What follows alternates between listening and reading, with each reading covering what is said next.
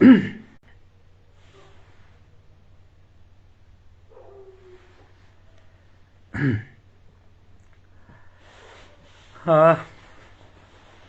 नमस्कार साथियों। कुछ साथी लोग जुड़े हैं तो बात शुरू की जाए। बात तो आज जो इस प्रदेश में एक बहुत महत्वपूर्ण विषय जिस पर लगातार चर्चा चल रही है काफ़ी दिनों से, उस विषय पर ही करनी है। उसका नाम है यूनिफॉर्म सिविल कोड, यानी समान नागरिक संहिता। तो साथी लोग जैसे जैसे जुड़ेंगे तो हम बातचीत शुरू करेंगे, बातचीत का क्रम शुरू करेंगे। वैसे यूनिफॉर्म का जो हिंदी अनुवाद है वो समान नहीं होता। यूनिफॉर्म का तो हिंदी अनुवाद एक रूप होता है। तो हम लोग तो ये कहते रहे कि हम लोग समानता के पक्षधर हैं, इक्वालिटी के पक्षधर हैं, यूनिफॉर्मिटी के पक्षधर नहीं, एक रूपता के पक्षधर नहीं है। बहरहाल, लेकिन उसका हिंदी और अंग्रेज़ी तर्जुमा अलग अलग तरह से किया गया है, तो अलग अलग किस्म से उसको देखा जा रहा है। तो उसको लेकर के बहुत सारी चर्चाएं लगातार चल रही हैं, लगातार बातचीत हो रही है। 27 जनवरी से उसको यूनिफॉर्म सिविल कोड को यानी समान नागरिक संहिता को इस प्रदेश में लागू कर दिया गया है। तो तब से उसके संदर्भ में अलग अलग तरह से बहुत बात हो रही है, और मैं ये देख रहा था कि इसके संदर्भ में जब बातचीत हो रही है तो चिंताएं बहुत सारे लोग प्रकट कर रहे हैं। सत्ता पक्ष के इतर सत्ता पक्ष तो कह रहा है कि सब कुछ बहुत अच्छा हो गया, बहुत ही बढ़िया, बेहतरीन, बहुत शानदार, ऐतिहासिक। मुख्यमंत्री तो जगह जगह जाकर के इस सब का जिक्र करते हैं तमाम जगह कि उन्होंने कैसे ऐतिहासिक काम कर दिया है। लेकिन विपक्ष में भी जो चिंताएं प्रकट हो रही हैं वो ऐसा लगता है कि जैसे सत्ता पक्ष की किस्म की ही चिंताएं हैं, यानी कि वैचारिक रूप से वो भाजपाई किस्म की ही चिंताएं। पूर्व मुख्यमंत्री से लेकर के और क्षेत्रीय दल तक जितने लोग चिंता प्रकट कर रहे हैं उन सब की चिंता एक तरह से भाजपाई विचार का ही एक तरह से एक्सटेंशन मालूम पड़ता है। उन सब की चिंता संस्कृति को लेकर के है, सनातन को लेकर के है, और इसी तरह की तमाम उनकी चिंताएं हैं। तो बहरहाल, मैं तो उन चिंताओं से भी थोड़ा नाइत्तफाकी रखते हुए अपनी बात आप सब साथियों के सामने कहने आया हूं, और चूंकि काफ़ी सारे साथी लोग इसको देख रहे हैं तो मैं बात शुरू कर रहा हूं। तो बात तो मैं वैसे भी शुरू कर चुका। तो ये जो समान नागरिक संहिता है, असल में ये आया कहाँ से? बात तो यहां से शुरू करनी चाहिए कि ये आया कहाँ से। तो भारत के संविधान में जो चौथा भाग है, उस चौथे भाग में राज्य के नीति निर्देशक तत्व हैं, जिनको अंग्रेजी में directive principles of state policy कहते हैं। तो उन directive principles of state policy में राज्य के नीति निर्देशक तत्वों में आर्टिकल 44 है, अनुच्छेद 44 है, जो कहता है कि the state shall endeavour to secure for the citizens a uniform civil code throughout the territory of India. यानी कि जो राज्य है वो अपने नागरिकों के लिए पूरे देश की सीमाओं के भीतर एक समान नागरिक संहिता हासिल करने का प्रयास करेगा। तो ये उसमें कहा गया है, और ये आर्टिकल 44 है। जब संविधान लिखा जा रहा था, संविधान में इसको लेकर के काफ़ी बहस हुई। उस समय ये आर्टिकल 35 था, और संविधान सभा में उस बहस में 23 नवंबर 1948 को बाबा साहब अम्बेडकर ने सारी बहस का जवाब दिया। और आज भी जो आशंकाएं हैं, जो ख़ास तौर पर अल्पसंख्यक समुदाय की आशंकाएं हैं, जो बाकी तमाम लोगों की आशंकाएं हैं, तकरीबन वही आशंकाएं संविधान सभा में भी प्रकट की गई। और तब 23 नवंबर 1948 को संविधान सभा में डॉक्टर अंबेडकर ने जब इसका जवाब दिया तो उन्होंने कहा कि भाई हम इसको किसी पर थोपेंगे नहीं, इसको किसी पर ये समान नागरिक संहिता थोपी नहीं जाएगी, बल्कि मैं ये समझता हूं कि ये कोड उन्हीं पर लागू होगा जो इस बात का डिक्लेरेशन करेंगे, इस बात की घोषणा करेंगे कि हम इससे गवर्न होना चाहते हैं। ये 23 नवंबर 1948 को संविधान सभा में डॉक्टर BR अम्बेडकर ने कहा। आज के दिन पर यह बात नहीं है, आज के दिन पर एकदम कूड़े की तरह है। तो इसमें जो पहली गलती, पहली गड़बड़ जो समझ में आती है वो वहां से है जहां से मैंने कहा कि संविधान सभा में ये बहस थी और संविधान सभा की बहस में डॉक्टर अंबेडकर कह रहे थे कि संसद जब कानून बनाएगी, भविष्य की संसद जब कानून बनाएगी तो उसके लिए ये संभव है कि वो ऐसा प्रावधान करे कि इस संहिता की शुरुआत यहां से हो कि जो लोग ये डिक्लेरेशन करें, जो लोग ये घोषणा करें कि उन पर लागू हो, उन्हीं पर ये लागू हो। तो कौन बनाएगा कानून? 1948 में डॉक्टर अंबेडकर कह रहे हैं कि संसद, भविष्य की संसद ये कानून बना सकती है। जिस अनुच्छेद 44 का जिक्र मैंने किया, जिसमें वर्तमान में ये है, वो क्या कहता है? वो कहता है the state shall endeavour to secure for the citizens a uniform civil code throughout the territory of India. यानी कि राज्य अपने नागरिकों के लिए देश की सीमाओं के भीतर एक यूनिफॉर्म सिविल कोड हासिल करने का प्रयास करेगा। कौन करेगा? राज्य। तो यहां राज्य का मतलब क्या है? यहां राज्य का मतलब प्रांत नहीं है, राज्य का मतलब प्रदेश नहीं है, राज्य का मतलब है नेशन स्टेट, राष्ट्र राज्य, यानी सरकार, केंद्र। नेटवर्क की दिक्कत की वजह से थोड़ा वो गायब हो गया। तो जहां पर मैं कह रहा था कि वो क्या कह रहे हैं कि वो कह रहे हैं कि कौन करेगा? राज्य करेगा। राज्य का मतलब प्रांत नहीं, राज्य का मतलब प्रदेश नहीं, राज्य का मतलब नेशन स्टेट, राष्ट्र राज्य, यानी कि केंद्र सरकार किसके लिए करेगी? सिटीजन्स के लिए, नागरिकों के लिए। तो सिटीजन तो आप किसी प्रदेश के नहीं होते, सिटीजन आप किसी प्रांत के नहीं होते, सिटीजन आप देश के होते हैं, है ना। तो सिटीजन आप पूरे देश के होंगे, किसी प्रांत का सिटीजन हम नहीं होता। हम उत्तराखंड के नागरिक नहीं हैं, हम भारत के नागरिक हैं। तो ये आर्टिकल 44 कहता है कि अपने नागरिकों के लिए पूरे देश की सीमाओं के भीतर एक यूनिफॉर्म सिविल कोड हासिल करने का प्रयास राज्य करेगा, यानी केंद्र सरकार करेगी। तो पहली गड़बड़ तो इसमें यही है कि ये एक जगह का, ये एक राज्य के भीतर बनाया गया यूनिफॉर्म सिविल कोड है।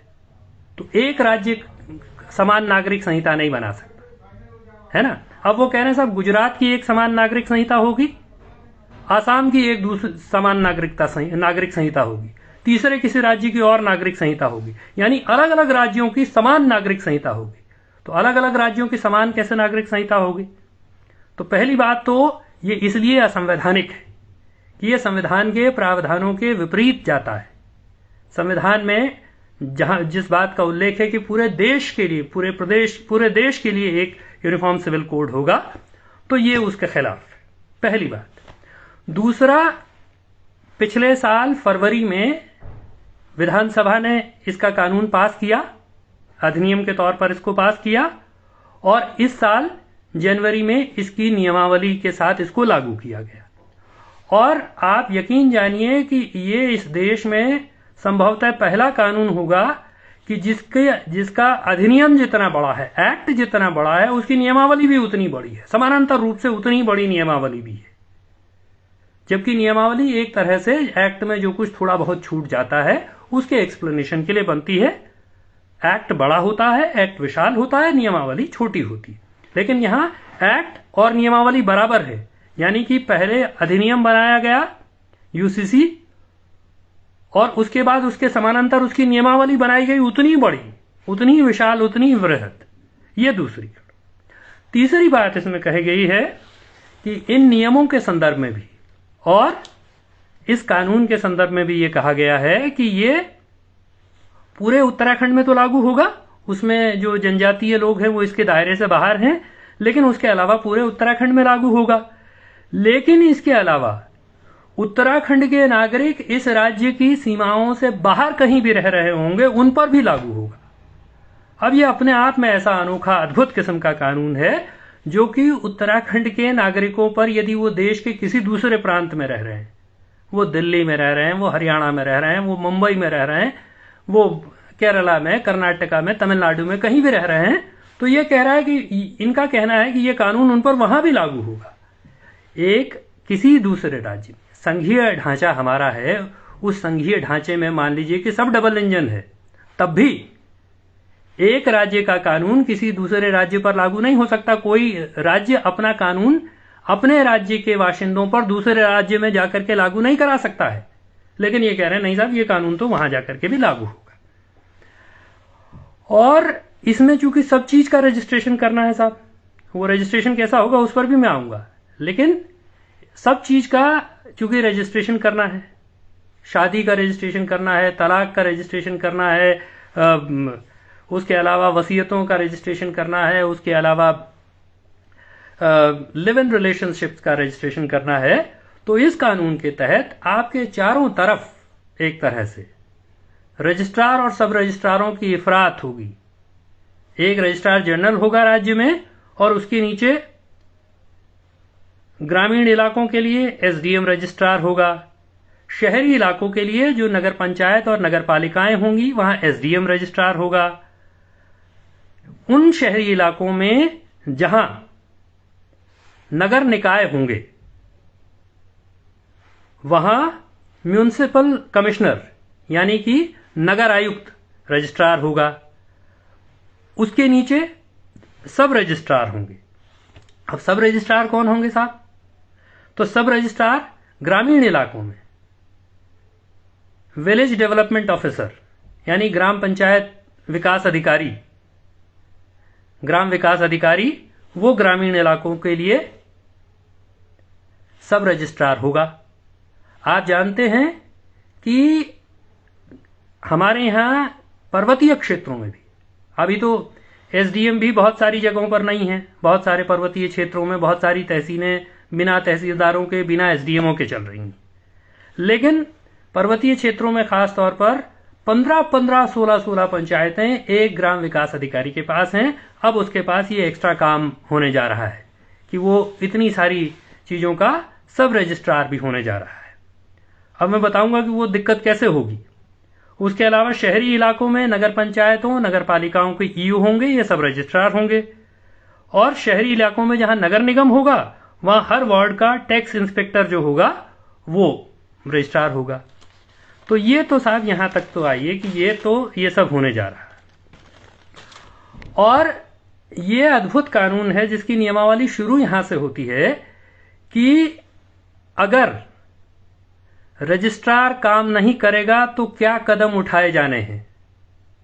परिभाषा के बाद यहां से शुरू होता है कि रजिस्ट्रार अगर काम नहीं कर रहा होगा तो क्या क्या कदम जो है वो रजिस्ट्रार जनरल उठाएगा। उसके नीचे सब रजिस्ट्रार काम नहीं कर रहा होगा तो रजिस्ट्रार क्या क्या कदम उठाएगा।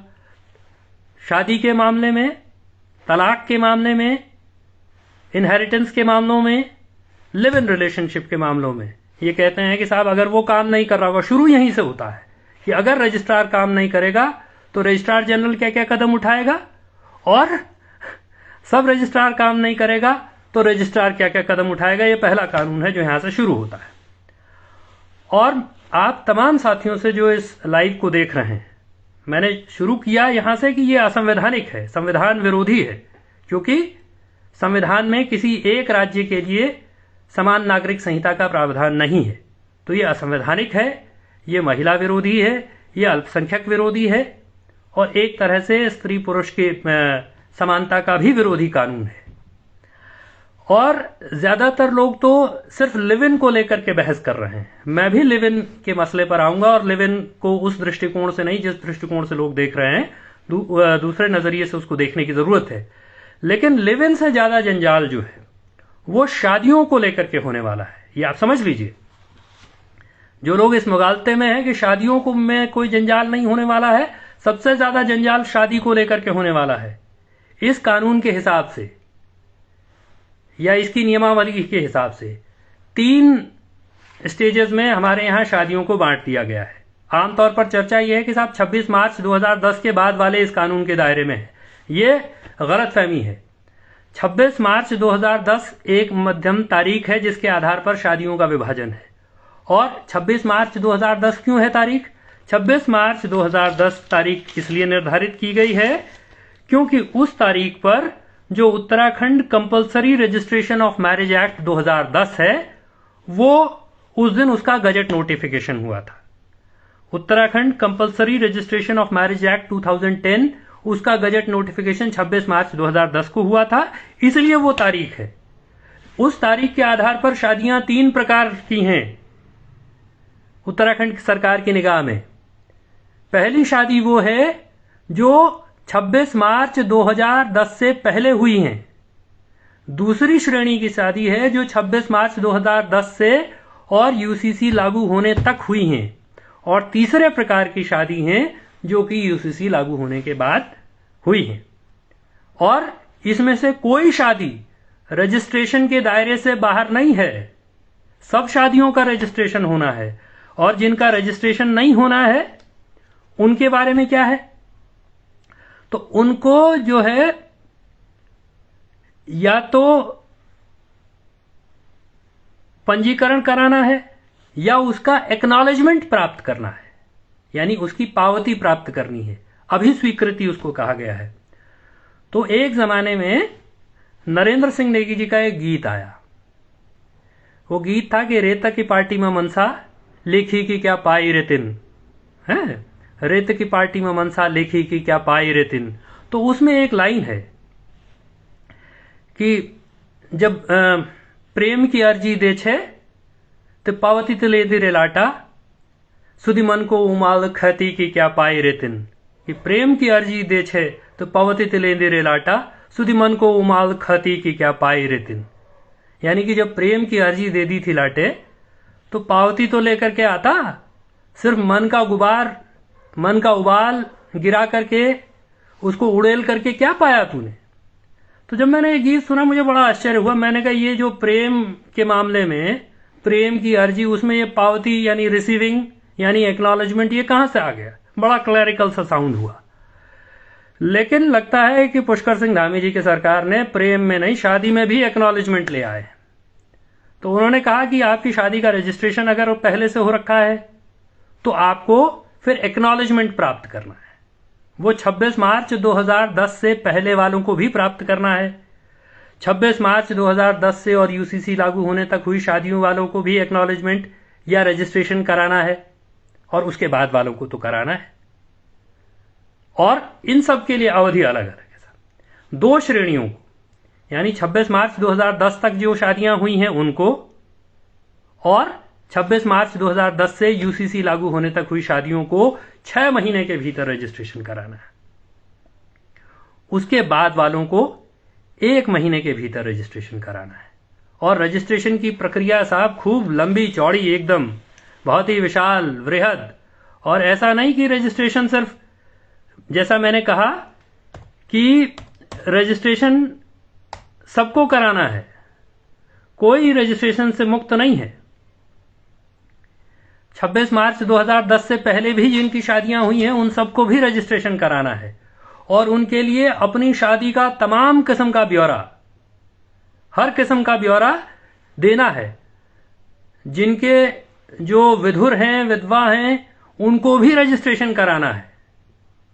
तो एक तरह से अगले 6 महीने पूरे उत्तराखंड को ये करना है कि लाइन में लग करके अपनी शादियों का रजिस्ट्रेशन कराना है। उत्तराखंड के हर नागरिक को, उत्तराखंड में रहने वाले हर व्यक्ति को, या हर उस उत्तराखंडी को भी जो देश के किसी दूसरे कोने में रहता है। ये अपने आप में असंवैधानिक है कि कोई राज्य अपना कानून देश के दूसरे हिस्से में रहने वाले अपने नागरिकों पर थोपे, लेकिन वो कह रहे हैं कि नहीं साहब बिल्कुल करना पड़ेगा। तो अगले 6 महीने उत्तराखंड के हर व्यक्ति को यही काम करना है, उसके अलावा कोई दूसरा काम नहीं करना है। सबको जाकर के अपनी शादी, जो भी उत्तराखंड में शादीशुदा है, चाहे वो 80 साल का बूढ़ा है या फिर वो 30 बरस का युवा है, 25 बरस का युवा है, अगर उसकी शादी हुई है तो अगले 6 महीने उसका एकमात्र एक सूत्रीय कार्यक्रम है कि उसको जाकर के शादी का रजिस्ट्रेशन कराना है। और वो रजिस्ट्रेशन में जितनी तरह के डिटेल्स मांगे जा रहे हैं उसमें कि भाई शादी से पहले आपकी क्या स्थिति थी, शादी के बाद आपकी क्या स्थिति है, आपके बच्चे आप कहाँ के रहने वाले हैं, मूल निवासी हैं, स्थायी निवासी हैं, 1 साल से राज्य में रह रहे हैं, कहाँ रहते हैं, अभी कहाँ रह रहे हैं, उस सब का सबूत देना है। आपका पता बदल जाए, आपका फोन नंबर बदल जाए, आपका ईमेल बदल जाए, तो सब कुछ आपको जाकर के अपडेट कराना है जाकर के। ये तो एक तरह से नागरिकों के सर्वेलांस का, नागरिकों के निजी जीवन पर निगरानी रखने का एक तंत्र विकसित किया गया है।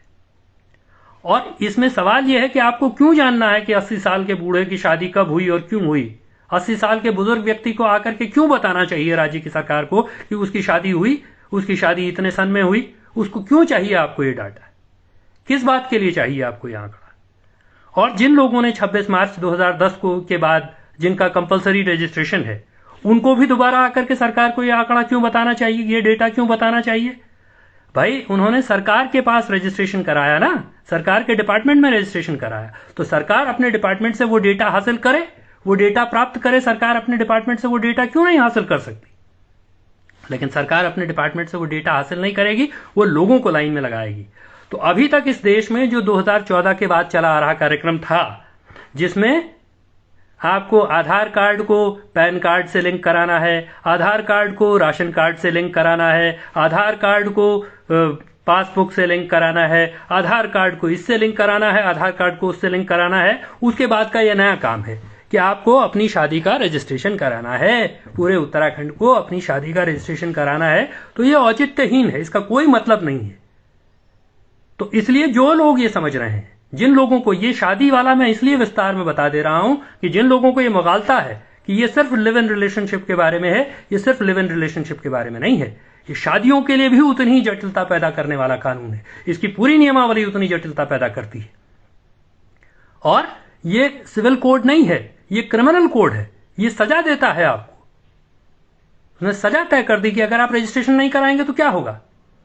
तो इस संदर्भ में आपको किस्सा सुनाऊं कि एक्ट में जो लिखा हुआ है, एक्ट और नियमावली अलग अलग है और बराबर एक, जैसा मैंने शुरू में कहा कि बिल्कुल बराबर है, एक बराबर। तो एक्ट में जो लिखा हुआ है कि यदि शादी का रजिस्ट्रेशन नहीं होगा तो 10,000 रुपया जुर्माना हो जाएगा। तो जब 2024 में फरवरी में यह कानून पास हुआ, हमने प्रेस क्लब में इसके खिलाफ प्रेस कॉन्फ्रेंस किया। एक पत्रकार मित्र ने मुझसे आकर के सवाल पूछे, बहुत सारे सवालों में वो इस पर आए। तो मैंने उनसे कहा कि भाई शादी का कोई रजिस्ट्रेशन नहीं कराएगा तो उसको जुर्माना हो जाएगा। तो उस पत्रकार मित्र ने मुझसे कहा कि नहीं, मुख्यमंत्री जी तो ऐसा नहीं कह रहे हैं। मुख्यमंत्री जी तो कह रहे हैं कि भाई उसको सरकारी योजनाओं का लाभ नहीं मिलेगा। तो मैंने कहा कि भाई एक्ट में तो ऐसा नहीं लिखा हुआ है, इसका मतलब है कि मुख्यमंत्री जी ने कानून नहीं पढ़ा। तो उस दिन पर यह स्थिति सही थी कि एक्ट में ऐसा नहीं लिखा हुआ था। अब लेकिन उन्होंने ये व्यवस्था करा दी, उन्होंने ये व्यवस्था कर दी। इसके चैप्टर 6 में धारा 20(5) में यह उल्लेख है कि अगर 6 महीने के भीतर, इस कोड के, इस संहिता के लागू होने के 6 महीने के भीतर, ये हर व्यक्ति के लिए मैंडेटरी होगा कि वो अपनी शादी का, अपने तलाक का, और यहां तक कि जैसा मैंने कहा कि जिनके पति पत्नी इस दुनिया में नहीं होंगे उनको भी जाकर के रजिस्ट्रेशन कराना पड़ेगा या मैरिज एक्नॉलेज करानी पड़ेगी, पावती लेनी होगी। तो अगर ये नहीं करेंगे तो वो कहता है, नियमावली कहती है कि तब आपको जो सरकार की सुविधाएं हैं, जो सरकार की सेवाएं हैं, सरकार की योजनाएं हैं, सरकार की सब्सिडीज हैं, उनसे आपको वंचित कर दिया जाएगा। तो ये एक तरह से सिविल कोड नहीं है, क्रिमिनल कोड है। इसका नाम सिविल कोड है लेकिन ये तो क्रिमिनल कोड है। ये सजा देता है आपको, जुर्माना करता है, हर चीज में जुर्माना है। रजिस्ट्रेशन देर में करने में जुर्माना है, रजिस्ट्रेशन करने की फीस है ना, शादी के रजिस्ट्रेशन की भी फीस है। तो इस तरह से एक तरह से ये क्रिमिनल कोड इन्होंने बनाया है, सिविल कोड नहीं बनाया है। ये सजा देने वाला कोड है, यूनिफॉर्म तो है ही नहीं, है ना। इसमें जनजातीय क्षेत्र के लोग इसके दायरे से बाहर हैं। तो ये शादी का जो पहलू है, इसको मैं इसलिए इतना डिटेल में एक्सप्लेन कर रहा हूं कि सबसे ज्यादा ये उत्तराखंड के हर व्यक्ति को प्रभावित करेगा। उत्तराखंड के बूढ़े बुजुर्गों को तक ये प्रभावित करता है ये सरकार ने आपके गले में ऐसा जंजाल डाल दिया है कि आप इसमें फंसे रहेंगे और ये नहीं होगा, इसको करने में मुश्किल होगी। इसलिए इसका विरोध किया जाना चाहिए, इसका बहिष्कार किया जाना चाहिए। बहुत सीधी बात है ये। इसलिए मैंने इसको इतने विस्तार से इस शादी वाले पहलू को समझाया, क्योंकि ये सब पर लागू होता है। अब इसमें जिस दूसरे पहलू की चर्चा हो रही है, और बहुत सारी बातें, तलाक के लिए भी उतनी फॉर्मेलिटीज है, तलाक का भी रजिस्ट्रेशन कराना है। तो लेकिन इसमें जो दूसरे पहलू की जिसकी सबसे ज्यादा चर्चा हो रही है वो है live in relationship. Live in relationship को लेकर के, जैसा मैंने शुरू में भी कहा कि हमारे पूर्व मुख्यमंत्री से लेकर के और क्षेत्रीय पार्टी तक सब कह रहे हैं साहब संस्कृति पर बड़ा भारी हमला हो गया है। ये तो बताइए, लिव इन को मान्यता दे दी, कानूनी और वैधता दे दी। मैं आपसे कहना चाहता हूं कि ये बहुत, एक तरह से आप भाजपा को भाजपा के ग्राउंड में जाकर के मुकाबला करने की कोशिश कर रहे हैं। ये भाजपाई किस्म का ही संस्कार, भाजपाई किस्म का ही विचार है जो आप इस तरह की बात कह रहे हैं। आज के दिन पर लिव इन रिलेशनशिप हमारे समाज की सच्चाई है, हमारे समाज की असलियत है। हमारे देश के हर हिस्से में लोग, नौजवान लड़के लड़कियां लिव इन रिलेशनशिप में रह रहे हैं। हमारा इसमें यह कहना है कि भाई जब उसको इतना सब रजिस्ट्रेशन और ये सब करना पड़ेगा, इतनी सारी प्रक्रिया उसमें है, उसमें तो लिव इन रिलेशनशिप में रहने के लिए आपको मकान मालिक से भी सहमति लेकर के आनी है। अगर आपके पास रहने के लिए मकान नहीं है तो वो लड़का लड़की लिव इन रिलेशनशिप में नहीं रह पाएंगे। उनको 15 दिन का टेम्परेरी सर्टिफिकेट रजिस्ट्रेशन होगा और उस 15 दिन में उनको अपने लिए मकान का इंतजाम करना होगा। तो वो 15 दिन के भीतर अपने लिए फिर लेकर के आएंगे। तो मकान मालिक से लेकर के, थानेदार से लेकर के, माता पिता से लेकर के और रजिस्ट्रार जनरल तक, रजिस्ट्रार और सब रजिस्ट्रार तक, सबके पास उनका डेटा होगा। सवाल यह है, नहीं ये फिर आप मुगालते में देवभूमि की संस्कृति पर बट्टा नहीं, उसके अलावा बहुत कुछ है। उससे पहले का हिस्सा शायद आपने सुना नहीं, तब मैं इस बात को कह रहा हूं। शादी तो है और शादी को लेकर के भी उतना ही तकनीकी तामझाम है। तो लिव इन रिलेशनशिप में तो सवाल यह है कि लिव इन रिलेशनशिप में लोग इसलिए रह रहे हैं कि भाई वो शादी वाले फॉर्मल रिलेशन में नहीं रहना चाहते। लिव इन एक इनफॉर्मल किस्म का रिलेशन है और इसलिए उसमें ये स्वतंत्रता है कि भाई जब तक साथ रहना चाहे रहें, जब नहीं रहना चाहें तो उसके बाद लोग अपने अपने रास्ते जाएं। ये उनका विकल्प है। तो जब उसको रजिस्ट्रेशन की इतनी लंबी चौड़ी प्रक्रिया में जाना ही होगा तो तब वो लिव इन क्यों चुनेगा? तब तो शादी नहीं करेगा। फिर शादी और लिव इन में क्या अंतर है? कोई अंतर नहीं है। और दूसरी बात यह है कि आज के दिन पर भी लिव इन में रहने वाले कपल्स को, या 14 फरवरी को ही लड़के लड़कियां पार्क में बैठे रहते हैं तो बजरंग दल और तमाम इस तरह के लंपट समूह जाकर के लड़के लड़कियों को घेरते हैं। अब ये उनके हाथ में सालाना कार्यक्रम, उनके हाथ में ये सालाना उनके हाथ में कार्यक्रम दे दिया गया है कि वो साल भर ऐसे जोड़ों का पीछा करते रहें, क्योंकि पूरा तंत्र तो आखिरकार उन्हीं का है, पूरी सत्ता सरकार उन्हीं की है।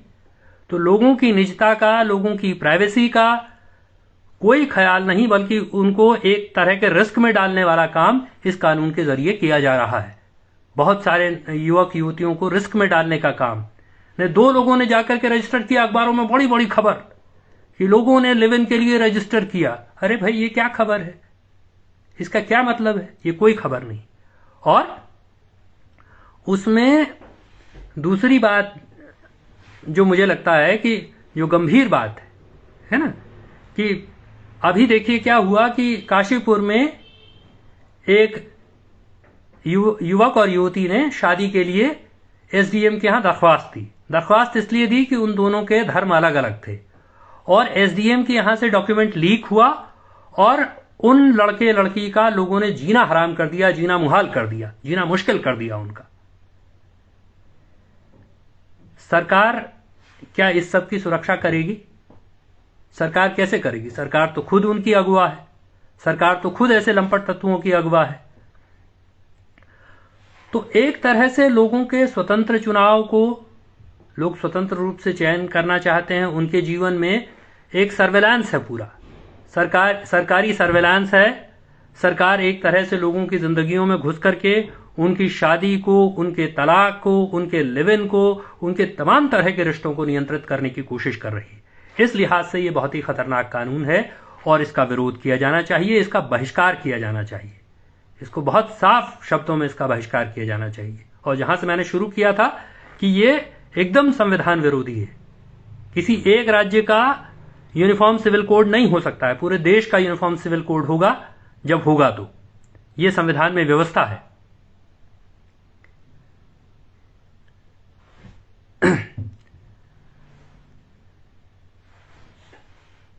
जब व्यवस्था है तो। लेकिन ये एक राज्य का यूनिफॉर्म सिविल कोड बना करके एक तरह से नागरिकों के जीवन में एक अनड्यू इंटरफेरेंस, एक अनड्यू सर्वेलेंस, निरंतर उन पर निगरानी, उनकी हर गतिविधि पर निगरानी। वो अपने जीवन में मोबाइल फोन भी बदलेंगे तो ये भी जाकर के रजिस्टर कराना पड़ेगा। उसमें लिखा है ऐसा कि अगर आप फोन बदलते हैं, आप पता बदलते हैं, तो ये भी आपको हर बार वहां रजिस्ट्रार के यहां जाकर के अपडेट कराना पड़ेगा, ऑनलाइन ही चाहे अपडेट कराना पड़ेगा।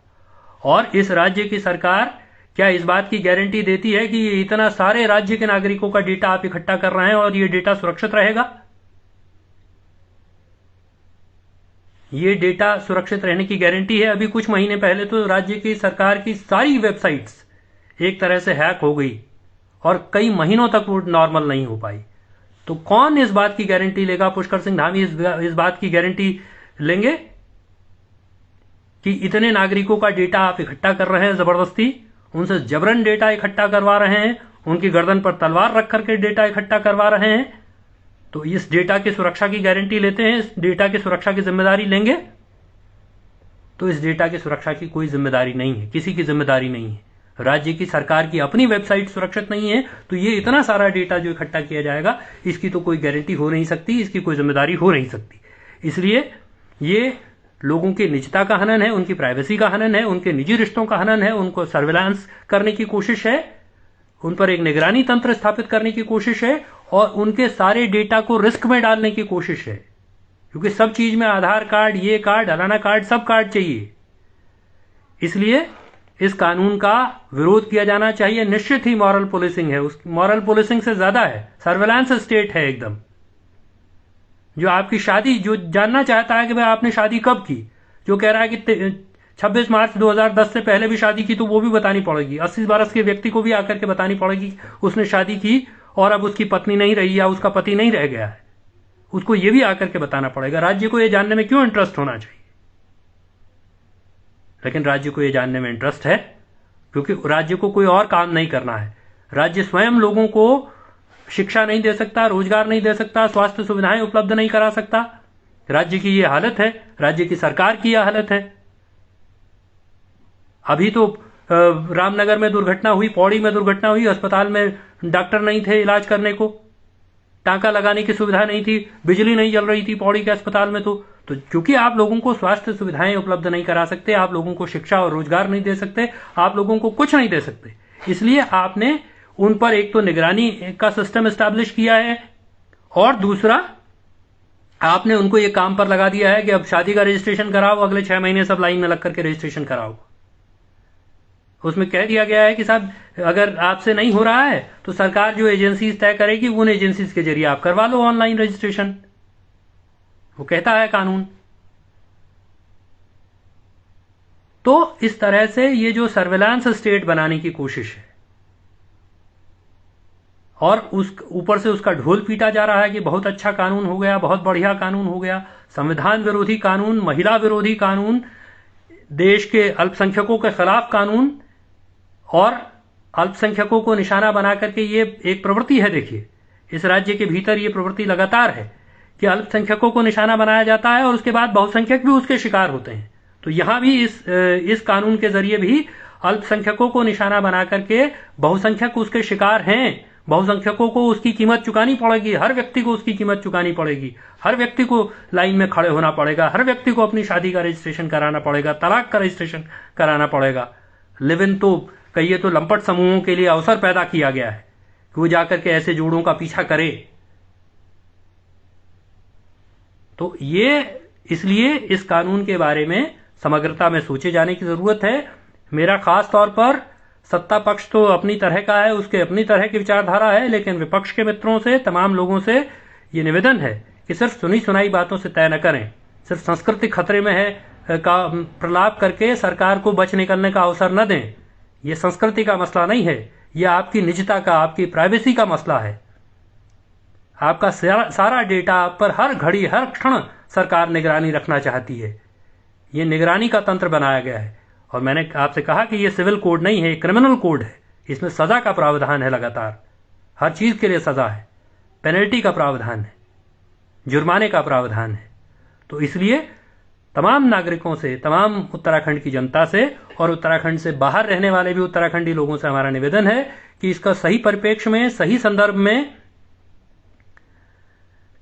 देखते हुए इसका विरोध करें, इसके खिलाफ खड़े हों।